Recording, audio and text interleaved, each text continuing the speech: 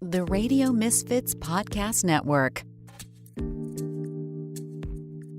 Hi, everyone, and welcome to Planted. This is episode number 11, and today I'm really excited to have Christine and Nicole Skibola, a mother-daughter team and owners of Cosmic View. Welcome, both of you. Thanks, Sara. We're really excited to be here with you. Just a little bit for our listeners. So Christine is a former UC Berkeley professor and a leading international cancer researcher. And you've done a lot of work with cancer before you got into cannabis. And Nicole, you're a cancer survivor, an attorney. You've done so much. I was going to read off both of your bios, but you have so much wonderful stuff here. And it's funny because there's a little bit of a parallel too. My mom, well, she just retired recently, but she's a cancer researcher. And I went through stage 3 colon cancer in my late 30s.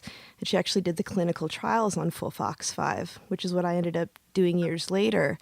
And I was wondering, before we get into the cannabis portion of it, well, and that is actually connected, I guess, but how is that for you, for the two of you, being one person, being in research and being the mom? And then, Nicole, you going through cancer. And I know we just jumped into like a big question right away. No, that's okay. Yeah, we're used to it. It is a really big question. And it was, I guess my decision to do cancer research was driven by, I actually had a brother that had cancer when he was young and passed away. And then, I had other illnesses in my family. It's just the same old, a lot of people do, they go into an area because of their background and what, their life experiences. And so that's what drew me to doing cancer research. And in the midst of getting my PhD, actually, my younger daughter was diagnosed with cancer when she was a teenager. And it was really, really hard because it was the same kind of cancer that I was actually doing studies on, which was really crazy, So anyway, that's kind of how I got started. It was really difficult for a while, and people didn't think I'd be able to continue doing the research I was doing because it was so close to home. Yeah. But it actually helped a lot for me to understand and have some control, I felt, as to what was going on with her, and having, the education that I could talk to the doctors. And, I knew enough that I wasn't probably as afraid in some ways, because I felt like I knew what the chances of her survival were and that sort of thing. And it really did help. And then, of course, as, a few years after, when Nicole was, how old were you then? I guess you were 32. Yeah, she was 32. And then she was diagnosed with a rare endometrial cancer. And that really, I don't know, I think in some ways it really hit me in a way that was like, I couldn't believe that I had two, it's like crazy odds, But then again, my family is just, we have bad genes, obviously. And I was doing genetic studies. I was looking at, not only genetics, but lifestyle and, nutrition, environment, and all the factors that contribute to people's risk of disease, and particularly cancer. And I was studying lymphoma. And so, anyway, I felt like it really did help to have that background and be able to be so supportive to my family when they really needed it. Yeah. Oh, I'm sorry. I interrupted you, Nicole. I was just going to say that it must, for you, Nicole, that must have been a great support and relief to know that your mom would be there with some real answers for you. Yeah. Well, and first of all, I just want to say, because we haven't actually met yet, but my mom told me your story with your mom, and I was like, what? There's another one of us? So I love that. I think obviously, just in terms of being able to dive into the research and make diet and lifestyle recommendations and to help me kind of navigate the system. But I think for me, the most incredible part was it was like all of a sudden I had literally the best doctors from around the country who were like pulled into this and like giving me second opinions. I mean, I literally probably had like 8 second opinions, and they were from people who, you know, like I was treated at Sloan Kettering. Uh-oh. Sorry, we have a doorbell thing on this door. But you know, it was like all these incredible doctors from around the country who were chiming in. And for me, I had to make a decision about how I was going to get treated. And, you know, as you know, it's easy to feel powerless when you have a cancer diagnosis, but there are many choices that we have about how we decide to act or treatment and what we're going to eat or whatever. And so it just gave me the confidence that I needed to make a very difficult decision, and to really feel like I did the right thing. So, yeah, I mean, I'm so lucky that I had that support system. Oh, yeah. Were you in California when this happened? No, I was actually, so I lived in New York City in Brooklyn for almost a decade. So I was living in New York, and yeah, I was treated at Sloan Kettering, I was so happy that I was able to get treated there because especially for the type of cancer I had, it was very rare. And yeah, I just felt like I was getting the best treatment I could have possibly gotten. And Christine, were you in California when Nicole was going through this? No, actually, at that time, I just was recruited. And I mean, when I say just, I didn't even get to my new job at University of Alabama in Birmingham. So I left Berkeley, and on my way moving to Alabama, I actually took a flight to New York, because at first the doctor thought that he didn't even mention cancer. So he did this surgery that I was there for, and she was recuperating from, and I stayed with her, you know, during the beginning stages of, I guess, the first week or so. And we lived through Hurricane Sandy during that time. And then the very first day of my new job, I got a call from her telling me that she was diagnosed with cancer. And I was ready to just leave my new job and said, I was actually in the doctor's office. Yeah. And she was walking in for her first day into a meeting or something. And I had to put the phone on speaker and be like, okay, my mom needs to be here for this. Yeah. Yeah. So anyway, it was a really trying time, but at least I was on the East Coast. And then, you know, soon thereafter, you know, I was with her when she had her surgery, and then she stayed with us in Alabama for a little while, and during some of her healing. So anyway, that's the way it started out. Yeah. Wow. Yeah, it's challenging. I mean, especially with families more and more being on opposite coasts. I know for me, I actually got my cancer diagnosis.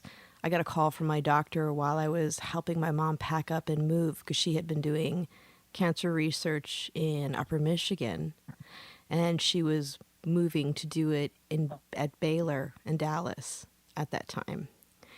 And I actually, even though she was still far away from me when I went through treatment, it was nowhere near as far as where I'm from, because we always joke that like going to the Upper Peninsula of Michigan, it takes just as long and it's almost as expensive as going to Europe. Because it's so remote. Wow. Yeah. Yeah. Whereas, you know, I had a really quick flight getting over to Dallas to see my mom. And even though it wasn't home for either of us, it was home because we were together. And that was really important. Yeah. Yeah. Support means so much when you have that support. Yeah, it does. And it's, you know, so many things happen when you're dealing with cancer, either going through it yourself or, you know, the survivorship of going through it with a loved one. It changes everything. How did you find that Nicole? How did that change your trajectory? And Christine, what changes happened for you with that? Because, like you said, that was the second time that you'd gone through something with one of your children in cancer. Yeah. Well, I guess I'll answer first. So, I mean, for me, it changed everything. Like I was living in New York, and I was working as a business consultant, and I was commuting to Midtown, and I was going out for cocktails after work and kind of on this like career path. And when I got sick, I think I think a lot of the things that I thought were important to me just kind of crumbled away. And I realized, I don't know, I just realized that my life was meant to go in a different direction. And so, so I was actually really, I don't want to say lost because it was all part of the plan, but I actually moved back to California, and I was here for about 8 months by myself in my parents' home. And I was in, I was grieving, and I wound up making a lot of art. And then I actually wound up, it was actually just published last year, but I published a book called Wakeful Night, and it's kind of like a journal. It's a book that invites the audience to participate with prompts to explore cancer-related loss, and then it also has some of my story in there, and it has a lot of art in it. And I don't know. I kind of realized that cancer gave me this newfound courage to really explore suffering and what I call like the darkness, which sounds really morbid, but I really just think it's like kind of like the difficult part of human existence that also makes the other stuff really beautiful. And so yeah, I began doing more work around grief, and then that led me to cannabis. And I'll let my mom answer, and then I'm sure you'll have specific questions about the impetus of that. But Oh yeah, for sure. Yeah. I will.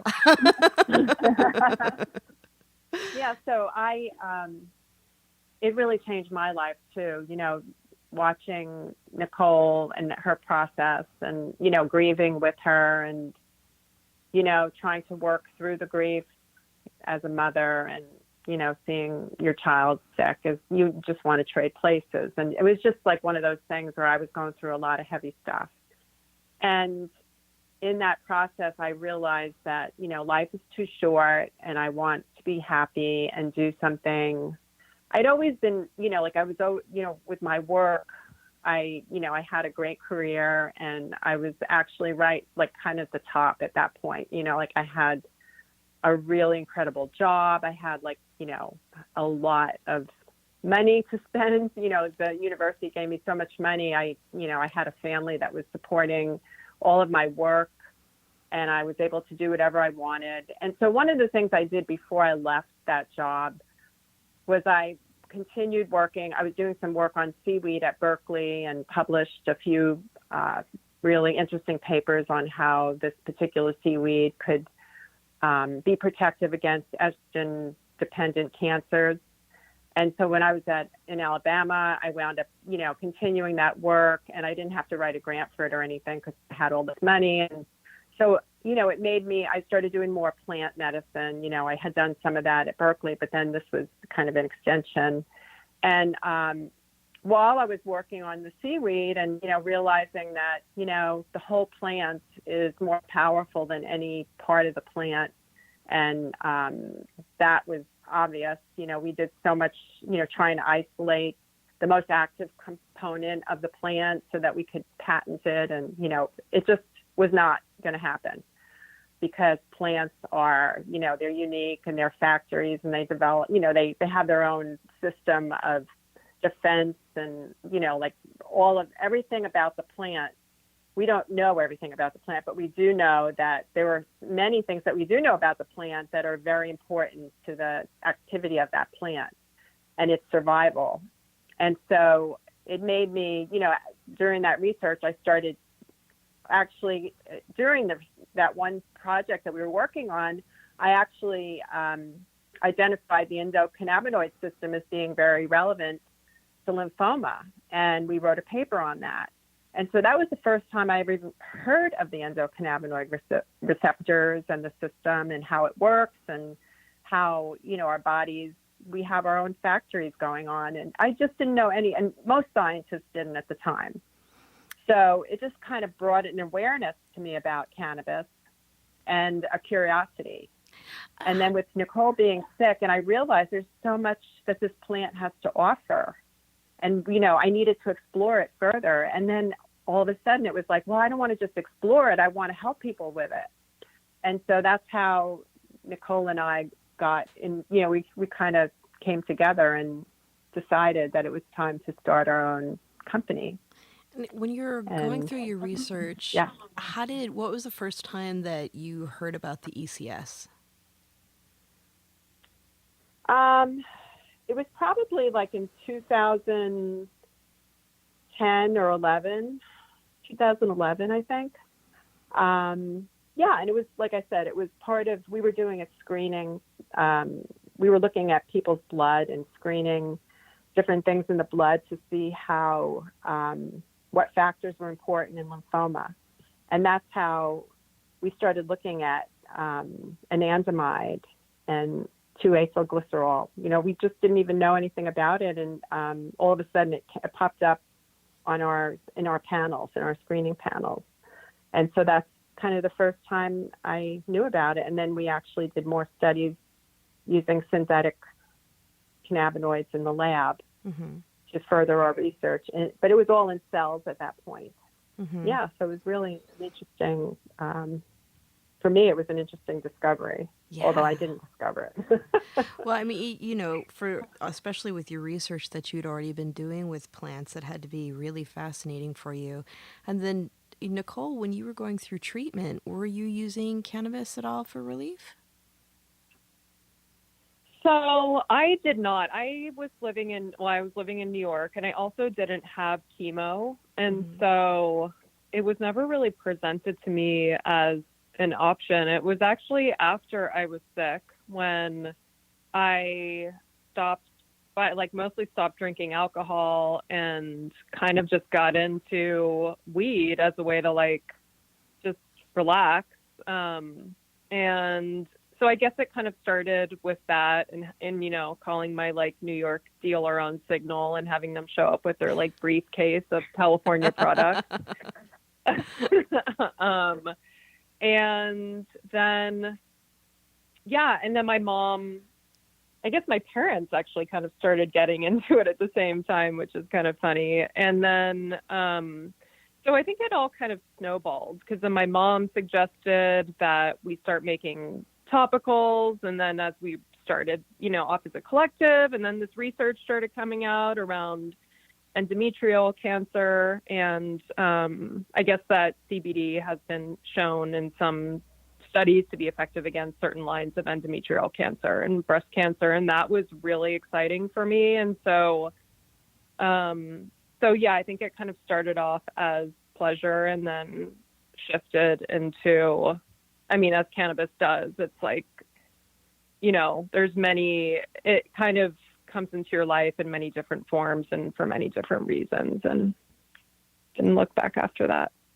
Yeah, you kind of look back and you see the path that you took to find out how you got where you are. I mean, there's so many fascinating areas in cannabis, and those of us, I think, who are really passionate about, how to utilize it to get relief, get sucked in, because you see all these different things it can do, but you also, I think, along with all the amazing things it can do, and I was just thinking about what Christine was saying about, how the full spectrum, how the whole plant is really important.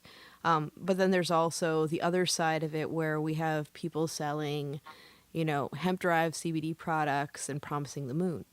And so it's really, it's an interesting, it's a fascinating thing to walk through and kind of disseminate, I think. But when you were first starting Cosmic View, what was the first product that you formulated? It's actually, so we made, oh God, it's amazing when I think about where we started. So we made two pain topicals. One was a CBD topical, and one was a 50, it was half CBD and half THC, and it was a pretty basic olive oil base, I guess similar to the Deep Down actually, but without the menthol and without all the cooling stuff. And Yeah, and when I mean, I think back, this is kind of a funny story, but the first dispensary that we ever went to was Mercy Wellness in Katati. Mm-hmm. And I remember we had been like manufacturing, and and I was so naive at that point. Like, I just thought, like, of course people are going to want this. Like, we use our own olive oil. We're making like the super high quality. It's all organic. We're going to have cute labels, like, no problem. And I forced my mom to go in with these like janky tins in her pocket. She like just kind of took them out in her hand and like came back to the car and was like, "Oh my God, that was so embarrassing. I look like such an amateur."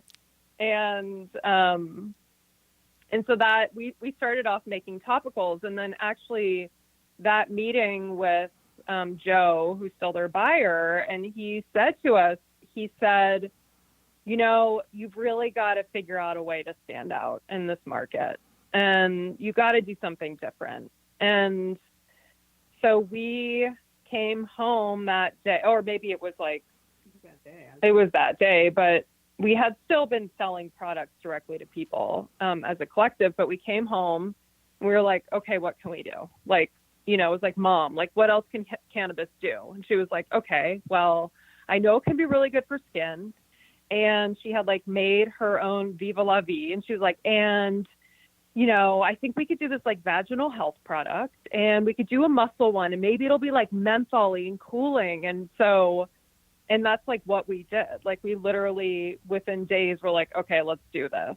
And then a few months later we launched tinctures. So I guess the short answer is we started off with basic, kind of like very basic pain topicals, and then they evolved into these more nuanced niche formulas pretty quickly. I was going to say, you are well known for your topicals and tinctures, but by and large, when people think of Cosmic View, I think, even though a lot of your products are for everybody, it is very female centric, it seems. Do you agree? Yes.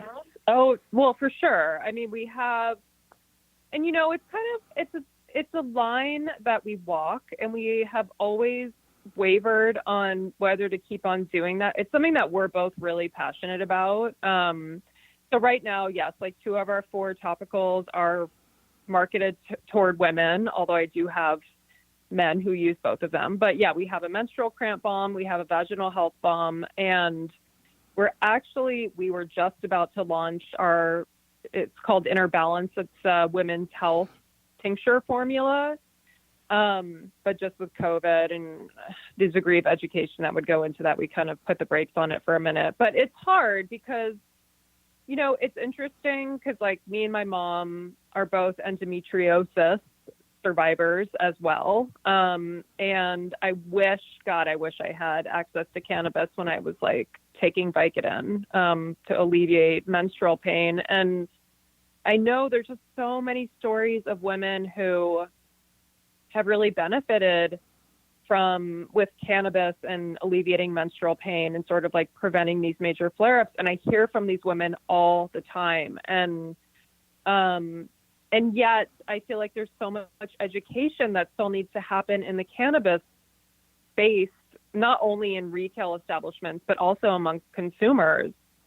So for us, it's hard because they're never our best-selling products, but I think they're products that I personally, my mom is passionate about them too, but I really keep on wanting to push the needle forward on products for women because I just feel like we're so underserved.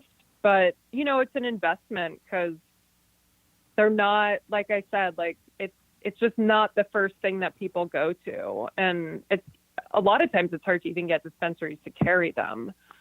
So yeah, but I love being known for that. And I think the other reason why that is so is just because of a lot of the education that we offer around that. We've done a lot of writing on like hot flashes or menstrual pain or breast cancer. And it's really important for both of us to be like the thought leaders in the space around women's health and cannabis, even if we sell other products. Yeah, I think the one thing that a lot of dispensaries are forgetting is that women make a lot of the decisions about products that they bring home, they purchase and bring home. And with the normalization of cannabis use in some of the states, I always like to say that because we live in our little bubble, and I sometimes forget that there are places where they don't have the abundance of product that we do now.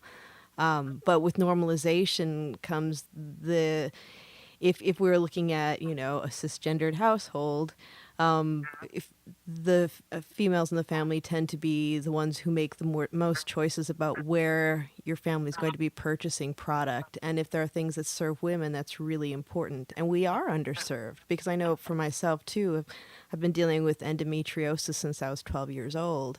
And, you know, we're always told just to kind of suck it up, you know. It's really, really interesting. And I had Elisa Sherman from Elementa on a few episodes ago. Actually, I believe it was in December.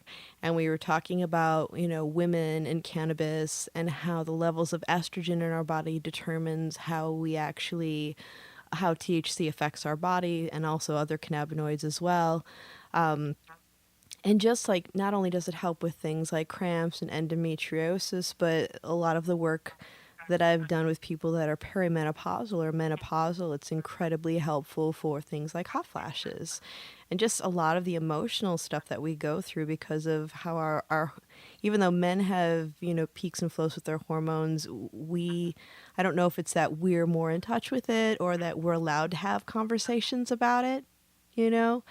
But it's an important thing for us to be able to create homeostasis around, because it influences us so strongly.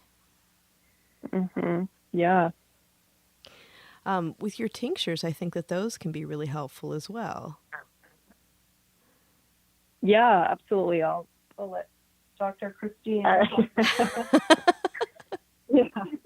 Yeah, we've actually, it's interesting because we have, you know, we have our high CBD tinctures. We have a 20-to-1 and we have a 3-to-1. And for a long time, the 3-to-1 wasn't as popular. You know, it just, people were shying away from THC, and, you know, they'd say, oh, I can't tolerate THC, or, you know, I just want an all CBD product. And we were trying to explain to people that, you know, it's really important that you don't just try to get an isolated CBD product. And I think over time, people are starting to, especially now, I think, people are experimenting more with, I don't know if they're experimenting more with THC because a lot of people are home and, you know, they're not afraid, like, oh, if I go to work and I don't want, you know, I have to be really clear-headed or whatever. And so that could be part of it. But we do notice that, you know, like over even like the last several months, that our 3-to-1 formula seems to be getting more popular. And I personally started using it because I have an autoimmune condition. It's a skin condition that I was just like at my wit's end about. And I was so relieved when I could find something, because the doctors really couldn't help me. And I was able to treat myself. I made our skin formula, Skin Salvation. And I also started using the 3-to-1 formula because I knew that THC could help to temper the immune system a bit, and so temper my B cell response. And I actually, just after using it for a few weeks, all the itchiness and skin irritation started to calm down. It was really wonderful. And so, you know, and I also helped a lot of people that had migraines. And there's some animal studies showing how a balance of a certain amount of THC, CBD in a formula could actually really help with reducing the pain from migraines.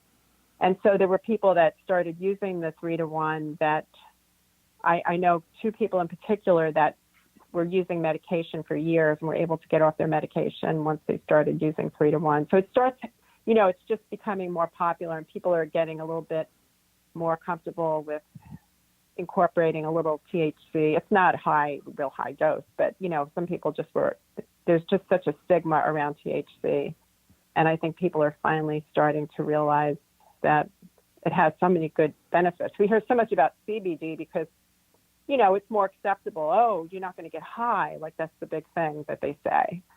And, meanwhile, there are all these really great benefits from taking them both and all the other cannabinoids that are included in a full spectrum product like ours. Yeah, then we went on. Oh, go on. Oh no, I was just going to say a lot of people get little sound bites of what they think is important or valuable with using cannabis, and they just run with that. Exactly. And there's a lot of scare. Like you go to I've been to some doctors that are, they look at me, like what are you talking about? I have no idea what you're talking about. Like I'll tell them a little bit about some of the effects of cannabis and how it's helped me with certain things. And I have some doctors that are really receptive. And then there's other doctors that they're so afraid of it that they just don't even want to learn about it. And it's unfortunate. But I think little by little, doctors are realizing just about all of their patients are using some form of cannabis. And so they need to, get educated, because otherwise they're not going to know with their patients, like what to expect from patients and you still may not, know what to expect. I mean, there could be drug interactions that we don't even know about, but we do know that it could interact with certain drugs. And so, doctors need to be aware. And I think they are becoming more inquisitive, and some of them are, getting really open-minded about it. Yeah, it varies from practice to practice for sure. I know my oncologist, she and I have really candid conversations about it. And when I teach with nurses and pharmacology students at UCSF, or when I work with staff at Kaiser, it's like there are people who want to learn, and then you see people kind of stepping back, crossing their arms, being a little bit nervous. And from the dispensary level, you see a lot of people when they're curious about using cannabis, their physicians oftentimes will recommend CBD only because they feel like it's a safe choice, that there won't be euphoric effects, there won't be any interactions. But what they're not realizing is that some people are sensitive to CBD. It can cause a general malaise. You've got the interaction with cytochrome P450 going on there. With the thousands of people that I've worked with through the years, I've had 4 people have highly euphoric experiences, or actually highly psychoactive experiences, on a 30-to-1 ratio, which, we always, for the most part, assume that that's going to be low to no euphoria. And, it really is about, them having conversations with their patients so that they can see all the different ways that it affects people. And going back to when you were talking about migraines, one thing I noticed, because I get migraines, and I like using CBD ratios to help with migraines instead of using pharmaceuticals. But one day I was out and about, and it was starting, and you get that feeling where it's coming on. And I didn't have any product except for a pure CBD product. And I tried that because this was 215 times, so we still were able to get free samples more easily than before. And Right. It stopped the migraine in its tracks from getting worse, but it didn't make it better, because I really needed to have the synergy of the CBD and the THC to do that. And when I've mentioned that to other people, I've known other people who have done the same experiment and have actually felt the same way. But it also goes back to us being walking chemistry experiments. We're all really different with how we metabolize cannabis. And that's why when we're using products, it's really important to track how they're affecting us and to see the patterns that we see in ourselves as individuals. That's right. We all, and even our genetic makeup has a big influence on, how we respond to cannabinoids. So it's, there's so much that goes into it. And then the interactions that we may have with dietary or, drinking alcohol or other drugs that we're taking, there's so much that goes into it. And people have to be very aware. And it's good that people become more aware and take control of their own health. And I think that's what's so great about cannabis, is that people can start to, see some positive results, but they have to work on it. It's not like a silver bullet. Everybody just takes this one pill or smoke, a joint. Everybody's going to feel the same effect. Everybody's going to have different responses. And people will respond better to certain ratios, and it's just all about learning what is right for you. Yeah. And having and being patient, because there is patience that goes into it. And, people have to realize that, maybe that didn't work for you, but you shouldn't give up. You can try something else. And then I'm sure, you dealing with the public, that you probably do that, talk to people about that all the time, on how, they may want to try a little different, the dose or the timing of the dose, or, the ratio, or, if it's full spectrum, or, asking those questions, if people even know, and educating people to some extent about that. Yeah, it's a learning curve. And I think it also, in a greater, looking at it from a more of a big picture perspective, sometimes people think that they can take something, and because their friend took it and it worked well for them, oh, this will be great. It'll also help me with sleep. And that's where, people get disappointed, or they have bad experiences, and then that strengthens a stigma. But what we're really looking at in many ways is that as a society, we've become so attached to instant gratification, that one size fits all, and we can just, do whatever and not think about it, where cannabis is that opportunity to ground and become aware of our bodies and what's going on with, everything we put in our bodies creates a reaction, right? So cannabis is no different. Exactly.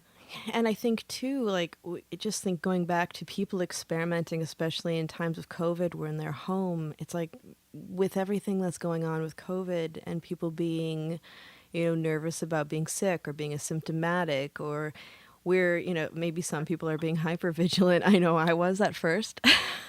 I'm still very careful, Yeah. but every bit of warmth, I was like, oh my God, is it happening? Exactly. Oh, yeah. And I ended up having actually a bad reaction to a flu shot right when this was all starting. So I had a lovely scare. But Oh, dear. Yeah. but it's like with staying home and being able to be more, in tune with what's going on, in many ways. And Nicole, I'd be interested to see what you think about this. I was mentioning to my fiance that, people I know are getting restless, and it can be hard, but going through cancer, I had a long time where I saw people, but I was kind of cloistered and on my own. And so going through all of this, like being a little bit further away from everybody and kind of going inwards, isn't alien to me, but I think that, for people who are having a hard time with it, that it's a good opportunity to kind of get in touch with how they feel. And if they are going to experiment with cannabis, it is a great time to, because it does help with things like, anxiety and putting us in a little better mood, perhaps not without the use of alcohol, or, I'm not against alcohol, but I know for myself personally, I feel a lot better unwinding with cannabis than I do with a cocktail. Yeah. I think it's interesting, because I live in Bolinas. Normally I've been sheltering with my parents, but I live in a very isolated place. And so I'm used to being alone a lot. And so in some ways I'm used to that. And then in some ways, this time has also made it more difficult to be alone, I think, because there's so much anxiety, and it's scary, and it's hard to be a small company and all these things. And so I think what cancer has actually given me during this time is perspective, because, yes, it sucks that I feel like in many ways that my life is on hold, and I can't hang out with my friends, and whatever. It's like all this stuff, and it's hard seeing small businesses struggling and all that, people dying around us. And I guess when I think about having cancer, I just think about, like, damn, I'm so lucky to be healthy right now. And I'm so fortunate to have a place to go and to have a family who supports me, because there's a lot of people in this country who have lost a loved one, or they have lost their jobs, and they're really freaking out about losing their housing or not being able to provide food for their children. And so I think that's one thing about having cancer is that it's just like every day, it's like something small and stupid happens and you're like, well, maybe that guy's having a bad day. Or, so I think for me, perspective has been a really big thing. And then, yeah, I think definitely like it's also given me the time to like get back to my drawing practice and to draw every day and to really take time to, to relish spending like 5 hours on a bread recipe. I've totally been one of those people. And I don't ever do that. Like I'm always rushing around. And so there are things about this period of time that I've really loved, and it's been wonderful that I've been able to spend time with my family. And, so yeah, I think it's a mixture of gratitude and then also, yeah, I guess definitely like enjoying looking inward and just being more mindful about going through my days and how I spend my time and how I think about the world around me, and just trying to have gratitude and positive thoughts, because it's easy to not have those things right now. Yeah, it is. And I especially feel for people who are, I feel very fortunate that, my shelter in place partner is somebody that I get along with really well. It would be very hard to be in a difficult situation, either with an abusive partner or, maybe you were in the middle of moving out and now you can't. There's so much that's going on. And I think, even for people who are in ideal situations, you're right. There's still that anxiety because there's a lot of grief. There's a lot of fear. There's just, and then there's just the wondering of what's next, what's going to happen. Are we going to get a second wave? I think we're already seeing that that's starting. And another thing just on top of it, just like with our industry in particular, people are talking about, COVID and cannabis, and what was it? Mara Gordon had put something on Twitter the other month that was like, cannabis isn't going to cure your COVID. You can smoke it, you can eat it, you can stick it up your butt. It's not going to do anything. Yeah. Oh, I know. I saw there was I saw there was a New York Post article that people have been circulating about scientists think that cannabis may successfully treat COVID or something. And I'm like, I actually have been meaning to show that to my mom because people have been reposting it. And I'm like, the New York Post is like the biggest rag. It's like literally the shitty free newspaper on the subway. So I'm kind of like, well, I'm interested to know what that says, but you're right. I'm sure that that cannabis definitely would help alleviate many symptoms, the big one being like anxiety. I can't even imagine, like me and my mom were talking about how terrifying it would be to actually get COVID now after we've heard of all the horrific things that can happen to you. I think I would just be high the entire time, or else I would be like, I don't know, just high and well thinking of all the ways I could die.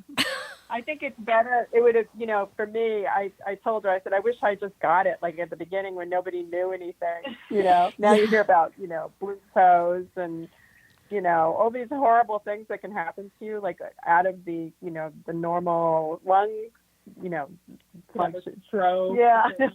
Yeah. So it's become, like this daunting, scary thing, Meanwhile, a lot of people don't even, there are many people that don't even know they have it or had it, and other people with very mild symptoms. But, it's just that fear factor is there now. So there's going to be a lot of anxiety one way or the other. That's all I could say, So, yeah, cannabis could certainly help in certain areas of COVID infection. When this all happened, I had a journalist reach out to me to ask about smoking during COVID. And, my response was one of common sense. It's like, well, if you have any sort of, if you have any sort of lung issues, I would never recommend that you inhale cannabis. That wouldn't be something that I'd recommend. And all of a sudden it was, Sara Pye, an educator, tells people not to smoke during COVID. And I was like, okay, that's exactly what I said. Yeah, things could get taken out of context. Sure. Yeah, they can. And it's, just like with, COVID, how it's manifesting in people. Some people are symptomatic. Some people, get a little bit sick. Other people, have died or are on ventilators. It's being that, our personal biomes are so different that we are going to react differently to it. I think that all the things that are happening now, and this is not to say, oh, it's good that this is happening, but it also reasserts the fact that, we need to be vigilant on how our bodies work and what works with our bodies, and that, and also just to be present, because it's one of those things. Like, I remember a few weeks ago, I do really well by myself. I always joke that I'm a highly functioning introvert. Not that introverts aren't, highly functioning. Yeah. But it's like, even, I can be alone. You give me a room full of books and some music and stuff to write, and I'll be, and some, and some cannabis, and I'll be happy for a really long time. Fine. Yeah. Yeah, that's great. it does, but it gets to you after a while, and you start, thinking about things, and, then you stop, and like Nicole was saying, you, especially when you've gone through a major health scare, it's like it gives you the tools to step back and evaluate and be like, right now everything is fine. I'm healthy. Yeah. It's all good. Let's cross that bridge when we get to it. Yeah, and for me, like, I try to stay in the moment and say, okay, I try to do that, but there are times, and I don't even know where it comes from. It could be because I read some headline that scared me, or just looking at the statistics and thinking about long term, how long this thing is going to last, which is going to last a long, long time. And so for me, every once in a while, I kind of feel like I just lose a little bit of my, I don't know, my cool. Like, I just feel really anxious and I can't even put my finger on it. And the first thing I do is I run and I grab my 20-to-1 CBD tincture, because that is my go-to, because for me, I'm a real lightweight, and I just don't like to, during the day, I don't like to have any, a lot of THC in my, any of my tinctures. So during the day, I like to take the 20-to-1, like, in the morning or something, I'll take some, but on a day when I'm really feeling stressed out, I might take that second dose, and it really does help. But, that's why I'm sick. People, whatever they do, some people, they like to. Well, sometimes you have more than a second dose of CBD. Yeah, true. Sometimes you gotta. Whatever it takes. Like, I just say, okay, today is one of those days, and I'll go. I'll do my qigong exercise, and even that won't be enough. And then I'll go and take some more CBD. And I mean, it's not just CBD, of course. It has some THC in it, but it really helps. To, I think people just need to have something to, and I just think, of course, this is my own opinion, but I do believe it's true that it's better to, as an alternative to taking alcohol, at least cannabis has healthful effects, whereas alcohol has and detrimental. You don't feel like total ass the next day. Yeah. That's a big thing. Yeah, that too. But just in general, alcohol is not good for us. Yeah.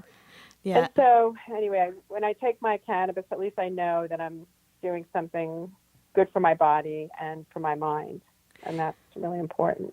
Well, a lot of people have been having issues with sleep, or there have been several articles out about like some of the weird dreams, since we process so much, through our sleep cycles. And one thing that I found was really helpful, and when I would take it at night, I was like, "Thank you, Christine." Was your was your sleep tincture? That is, it's really great, and there's more than cannabis in there, correct? Yes. There's, it's a high THC formula, and we do have some CBD in it. And it's we really were careful about selecting the chemo bars that we thought would be suitable for sleep. And so we did a lot of R&D around that. And then we also wanted to bring in some of the herbs that also help with sleep. So we have American skullcap and chamomile. It's Roman chamomile. And what was the other one again? Valerian. Valerian. Yeah, valerian root, which a lot of people know about that for sleep. Yeah. So we do our own infusions, and so we infuse in all of our products where we have any herbs. We infuse our own herbs into our olive oil. That, just a little bit about our product is that, we use a very high quality Tuscan blend olive oil. We started out just using our own olive oil that we produce in Novato, and we also use oil now from our it's actually the farm where we actually press our olive oil, and they have the same Tuscan blend as we do. And so we have really beautiful olive oil, which we use in all of our products. And so all of our herbs are infused in olive oil, and then we make our tinctures with them. And then so we have the sleep formula, and we just developed the Inner Balance, which is a woman's health formula, and that is not coming out yet because of COVID. So I don't know how long we're going to have that on the back burner, but for now, because we thought it wouldn't be a good time to be introducing another tincture. Mm-hmm. So, but we're trying to, we want to support women's health, as Nicole said, and a lot of women do suffer from insomnia, I think more than men. And maybe I'm wrong about that, but it seems even just in all the people I talk to, a lot of times it's the women that are not sleeping well. I don't know. You probably run across more people in your everyday practice to know better than I, but we do know, especially with menopause, that it affects sleep patterns. And so it's been really helpful to women who are in menopause, as well as other people. I mean, I do have some male friends that I know, they love it and take it all the time. Anyway, so that's our slumber formula. Sometimes I think guys just aren't as ready to admit that they are having problems sleeping. That could be. Yeah, sometimes they're not in touch with their bodies as much as women are. Mm-hmm. We have more of that intuition and, more of a connection with what's going on in our minds, in our bodies. And that's probably part of the reason that women live longer. That might be. Yeah, and just being able to communicate feelings, things like that.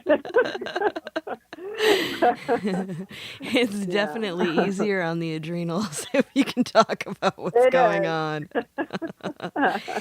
Well, and I'll just going back to your products. So the way that you do your extraction process for your products is a low temperature extraction, correct? So that you get the full terpene profiles. Exactly. Yeah. So for our tinctures, we are using a CO2 extraction process, as well as now we're starting to use rosin. We were using rosin when we first started, and then we kind of moved away from rosin for a while, but now we're getting back to rosin, and we're really excited about that because that's really, like getting that full spectrum, really close to the plant, and we love it. And we also, we have an cold ethanol extraction process that we use that's only used in our topicals. It's really, really a great process as well. And the other thing is that everything is unwinterized. So the thing with the CO2 extracts that we use for our tinctures is it's a subcritical, low pressure, small batch process. And so they're totally unwinterized. So we're not ever like taking the terpenes out and putting them back in. It's like they are kept in there. And then the ethanol extract that we use, of course, you lose a lot of terpenes in an ethanol extraction process, but you maintain all of the chlorophyll and, the fats and the waxes. And so it's like a super whole plant formula. So that's kind of our jam, really keeping it intact. I love all your topicals, but in particular, I really like your Cycle Soothe. I've never actually had a topical that's helped with cramps before. Wow, that's amazing. Have you ever made? Well, I'm actually going to be working on my post for Apothecarium, but the idea behind that was to kind of create an infused castor oil pack. Mm-hmm. And so I'm curious, have you ever used a heating pad with it, or? I have. I've actually used heat with it, and it's been even better. And I was amazed when trying it, because I tried a sample of the topical before we carried you in the shop. And that was one of the things that I had mentioned, because I know people had talked before about getting relief from cramps from topicals, and I've never been able to get relief, and I get super, super sick. And this was so different. When I saw that there was the castor oil base in there, I was like, well, that makes so much sense. And why hasn't anyone done this before? Mm-hmm. It's really good. It feels so good on the skin too. It's just like, it makes your skin feel like velvet. Yeah. It's beautiful. Yeah. It's so nice. I could talk to you two all day, but I've mentioned that to Christine before when we've talked. It's like, I could talk to you all day about this, but we're getting close to the end of our time together. And is there anything else that we haven't talked about or mentioned that you wanted to talk about for our listeners? No, I mean, I guess the one thing I would say is that we are, like, in addition to really caring about what we do and how we make things, we're a small craft company, and we're women owned and operated, and we're a values driven organization. So it's really important for us to as we grow, hire locally, to really remain true to a lot of the values that, from that we're part of the 215 movement, which is compassion and a true reverence and love for the plant. And so, so that's just something that we kind of carry with us, and we think it comes through in our products. And that's kind of an important part of this for us, is to just stay true and keep our values, and we're really proud of being a craft company. And so hopefully that will continue for a long time. But